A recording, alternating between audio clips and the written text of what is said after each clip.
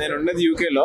So vacation purpose మీద హైదరాబాద్ వచ్చా. ఎలా ఉంది బ్రదర్ హైదరాబాద్ కల్చర్ ఎలా ఉంది, అక్కడ యూకే అంటే అక్కడ కల్చర్ ఎలా ఉందంటే ఏం చెప్తాను? ఆబ్వియస్లీ డిఫరెన్స్ ఉంటది కదా, వెదర్ అక్కడ కూల్ ఉంటది, ఇక్కడ అంత కంపారిటివ్లీ అంత కూల్ ఏం లేదు. ఇక్కడ అక్కడ ఎక్స్ట్రీమ్ కోల్డ్ ఉంటది, లైక్ -1 -2 అట్లా ఉంటది. ఇక్కడ నాకు కొంచెం అంత ఇదే అనిపించలేదు. డస్ట్ ఎలర్జీ, స్మోక్ ఎక్కడ పడితే అక్కడ కొంచెం ఇబ్బందిగా సఫోకేషన్ ఉంది. నాకైతే అంత కంఫర్ట్ అనిపించలేదు కంపేర్ టు యూకే. ఇక్కడ కొంచెం అలా అనిపిస్తుంది. హైదరాబాద్ ఎక్స్పెన్సివ్ ఆర్ యూకే అంటే ఆఫ్ కోర్స్ యూకే అంటారా, లేదంటే లైక్ సో ఇక్కడ మనీతో పోల్చుకుంటే ఇంతే, అక్కడ మనీతో పోల్చుకుంటే అది నార్మల్? దేనిలో ఉండాల్సినవి దాంట్లో ఉంటాయి బ్రో. దేనిలో ఉన్న అడ్వాంటేజ్ ఉంటాయి, దాంట్లోనే డిసడ్వాంటేజ్ ఉంటాయి, దీంట్లోనే ఉంటాయి. అక్కడ ఉంటే లైక్ బాగుంటది, వెదర్ ఉంటుంది, కల్చర్ ఉంటుంది, లైక్ మంచిగా మనీ వస్తుంది, శాలరీ వస్తుంది, అన్నీ ఉంటాయి. కాకపోతే ఫ్యామిలీ ఉండదు, లైక్ మనం అన్ని ఇది అవ్వాలి, పండగలకి అకేషన్స్ కి మిస్ అవుతుంటాం. ఇక్కడికి వచ్చేసరికి ఏంటంటే లైక్ మనకి అందరూ ఉంటారు, ఏమైనా అయితే ఒక నలుగురు వస్తారు, ఏదైనా సరే బాగుంటది. లైక్ మన కల్చర్, మన ఊరు అనే ఒక ధైర్యం ఉంటదండి. సో అంతే మ్యాక్స్ డిఫరెన్స్. మోస్ట్లీ నేనైతే అక్కడే ప్రిఫర్ చేస్తా. మోస్ట్లీ ఏంటంటే బ్రదర్ లైక్ ఇప్పుడున్న యూత్ అంతా కూడా లైక్ అబ్రాడ్ వెళ్ళాలి, లైక్ ఏదో సాధిద్దాం అన్నట్టు ఉంటున్నారు. బట్ కొన్ని చూసుకుంటే యూఎస్ యూకే లైక్ వీసాలు వచ్చేసరికి రిజెక్ట్ అవుతున్నాయి కొన్ని కాజెస్ తోని. సో ఏమంటారు లైక్ ఇక్కడ నుండి మన ఓన్ దగ్గరే ఉండేసి సంపాదించుకోవడం బెటర్ అంటారా, లేదంటే అక్కడికి వెళ్తే లైక్ మంచి ఫ్యూచర్ ఉండే ఛాన్సెస్ అంటారా? లైక్ నా ఒపీనియన్ అయితే, సరే ఇంకా ఒక్కొక్కరిది ఒక్కొక్క ఒపీనియన్ ఉంటుంది కదా. నా వరకు అయితే ప్రెసెంట్ ఉన్న సిచ్యువేషన్స్ కి రావడం కరెక్ట్ కాదని అంట. అక్కడున్న జాబ్ మార్కెట్ ఏం లేదు, రెసిషన్స్ ఎక్కువ మంది ఇంటెక్ వస్తున్నారు. లైక్ ఇక్కడ జాబ్ లేకపోవడం, చాలా మంది ఎంఎస్ఎన్ ప్లాన్ చేసుకున్నారు, అక్కడ కూడా ఏం లేదు. మనం వచ్చి అక్కడ పార్ట్ టైంకి వెళ్ళి షిఫ్ట్లు కట్టుకొని కష్టపడి, ఇద్దరు ఉండవు, నైట్ షిఫ్ట్లు, హెల్త్ పోతుంది, టైంకి తిండి ఉండదు, మెయిన్లీ మన ఫుడ్ ఉండదు. సో ఇలాంటివి మనకి చాలా కష్టంగా అనిపిస్తాయి.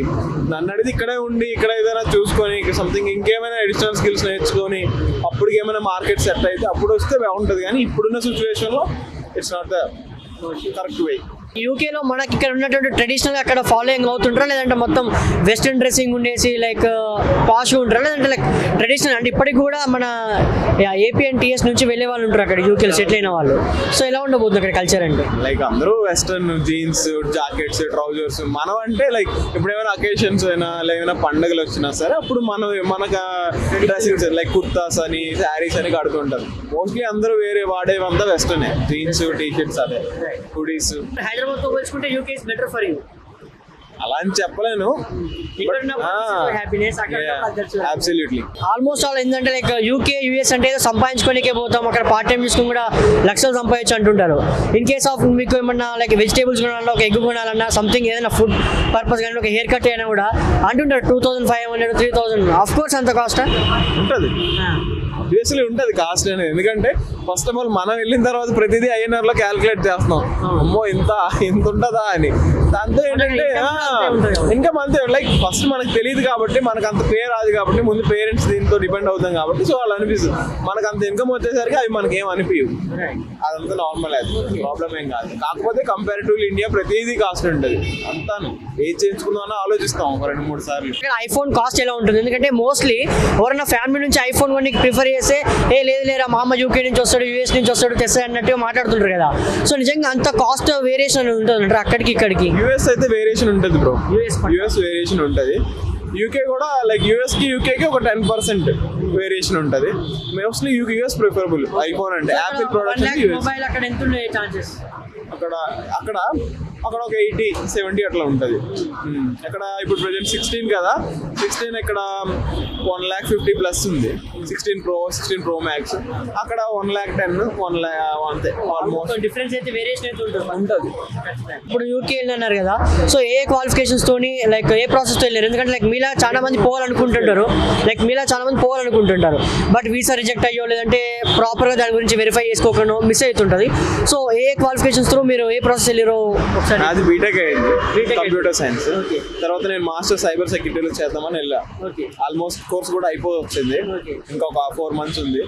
4 months లో మాస్టర్స్ కూడా అయిపోతుంది. అయిపోయిన తర్వాత ఇంకా జాబ్స్ అప్లై చేసుకోవాలి, అక్కడే చూసుకోవాలి. అక్కడే. సో బ్రదర్ మీరు పోవడం స్టడీ రీజన్ తో పోయి ఉంటారు కదా, సో ఆఫ్టర్ స్టడీ రావాలని చెప్పి ఏమంటే రిటర్న్ వచ్చే ఛాన్సెస్ ఏమన్నా వాళ్ళ నుంచి ప్రెషర్ ఉంటుందా? అదేం లేదు.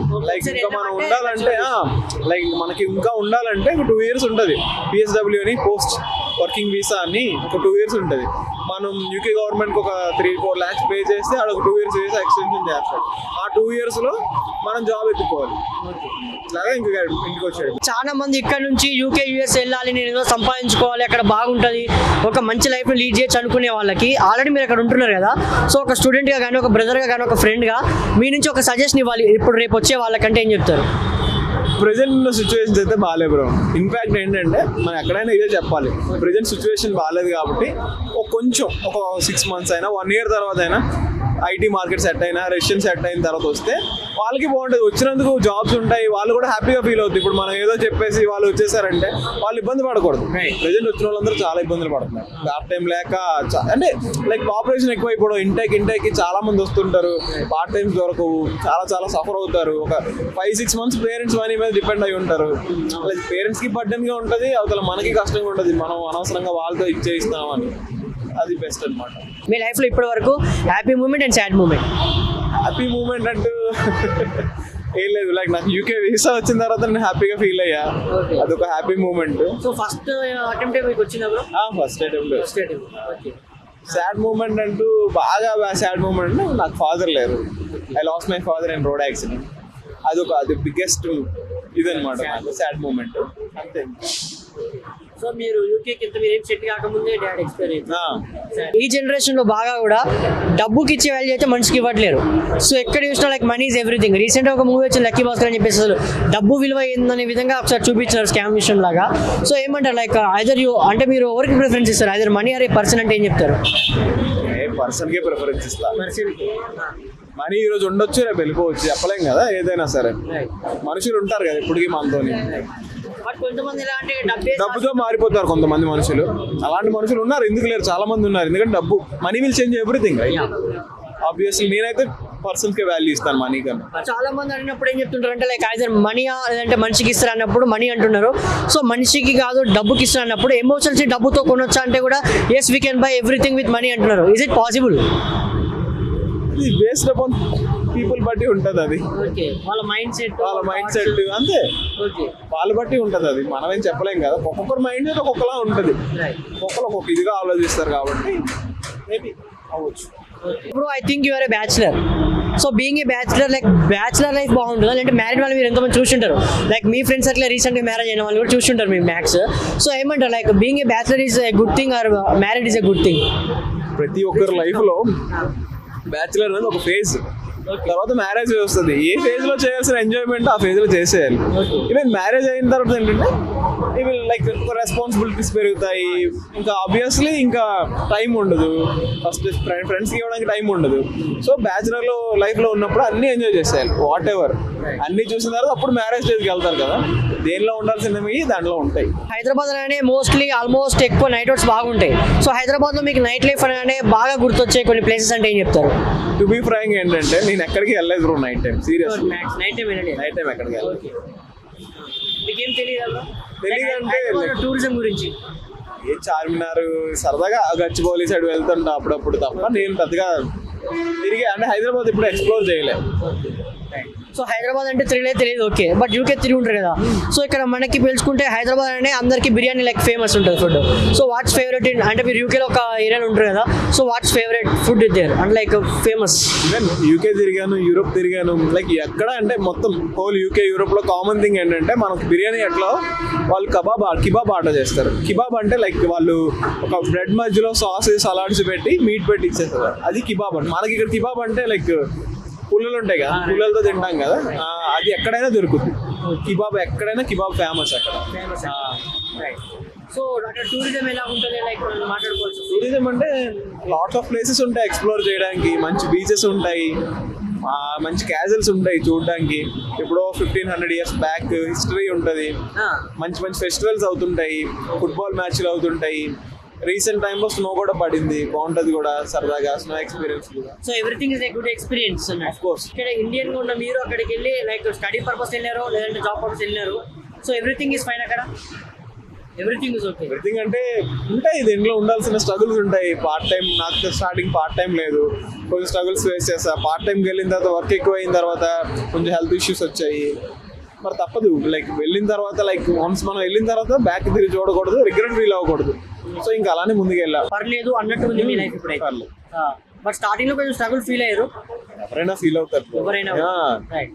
ఎందుకంటే అంతమందిని వదిలేసి ఒక్కడిని ఉండడం అక్కడ మనకి ఎవరో తెలియదు. ఫస్ట్ ఆఫ్ ఆల్ మనం మింగిల్ అవ్వడానికి టైం పట్టుద్ది. రైట్. అసలు కొన్ని స్టేట్ కూడా కాదు, తెలియని దేశం కదా, అవును. కొంచెం లో అవుతుంటారు అప్పుడప్పుడు. ఉంటాయి ఇప్పుడు యాక్చువల్ గా అబ్రాడ్ వెళ్ళడం అంటేనే like it's like some what expensive, కొంచెం ఖర్చుతో కూడుకున్న పని. సో అంత ఖర్చు పెట్టి ఒక అడుగు వెళ్ళి మళ్ళీ తర్వాత సఫర్ అయ్యి ఇంత అవసరం అని అనుకోవచ్చు కదా. లైక్ ఎందుకు ఆ డిసిజన్ తీసుకున్నారు? ఇక్కడ ఫస్ట్ ఆఫ్ ఆల్ ఏం లేవు బ్రో. ఇక్కడ job Employment market opportunity employment compare అంటే ఐటీ సైడ్ ప్రెసెంట్ ఏం లేవు, అంతగా మార్కెట్ ఏం బాగాలేదు.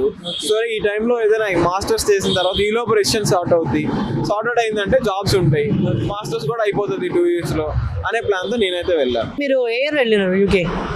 నేను 22 సెప్టెంబర్. 22. అప్పటికి ఇప్పటికి అక్కడ గవర్నమెంట్ మారింది తెలుసా మీకు? సో బిఫోర్ అండ్ ఇప్పుడు కొత్త గవర్నమెంట్ వచ్చింది. యా. సో ఎలా ఉంది?